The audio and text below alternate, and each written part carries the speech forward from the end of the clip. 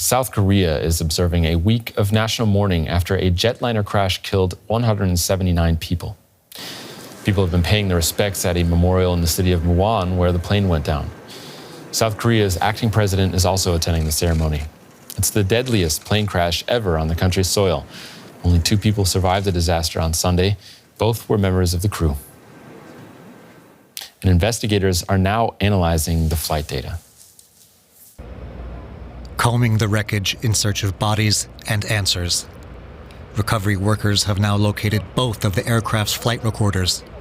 They will help determine what caused one of South Korea's worst aviation disasters. This is the moment the Jeju airplane skids down the runway at Muan Airport. After failing to deploy its landing gear, it crashes into a wall and bursts into flames. Only 2 flight attendants who were in the plane's tail section survived. Inside the airport, family members have been enduring an agonizing wait as the remains of their loved ones are slowly identified. Jeon Jae-young lost his daughter.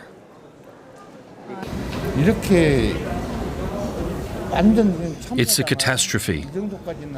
It should not have been this bad. No one lived except for the 2 flight attendants in the tail section. I don't understand why the pilot had to attempt a landing on the runway, only to crash into the wall. South Korea's acting president said the government is assisting recovery efforts. He expressed his deep remorse. I offer my deepest condolences to those who tragically lost their lives. I also feel deeply sorry and extend my sympathies to the families. As the acting head of government responsible for the safety and lives of our residents, I feel an indescribable sorrow and profound regret. Authorities say the plane likely struck a flock of birds as it prepared to land, despite a control tower warning to the pilots. And journalist Jen Moon joins us on the phone now from Muan Airport. Jen, if you can hear me, what's the latest on the investigation into the cause of the crash? Right. Teams of investigators, including from the U.S. and South Korea, are now trying to establish what caused Sunday's disaster. But one day after the fatal airline disaster here, the answer as to what went wrong with Jeju Air remains elusive.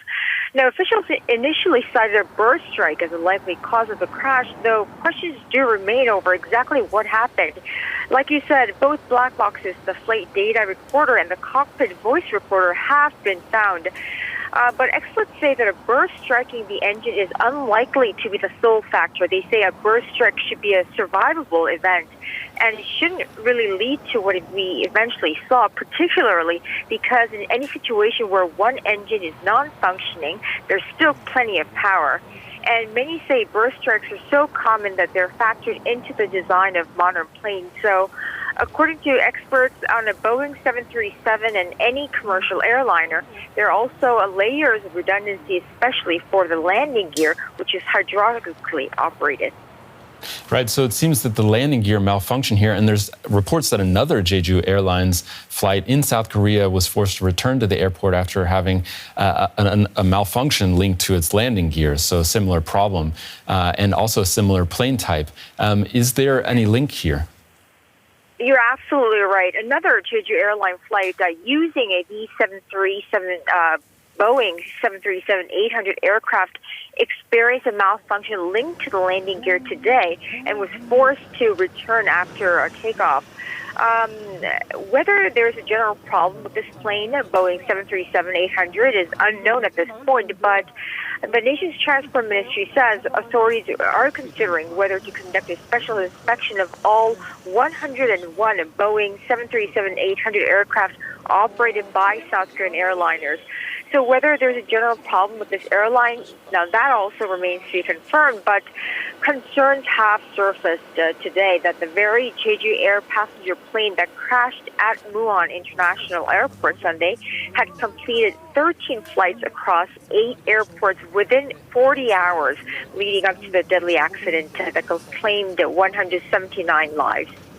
Okay, so we've talked now about the plane and how the perhaps the type of plane could have led to this tragedy. But a lot of experts are also talking about the airport's construction. We saw in that video how the plane slid across the runway and then hit a solid wall at the end of that runway and burst into flames. What can you tell us about that part of this tragedy?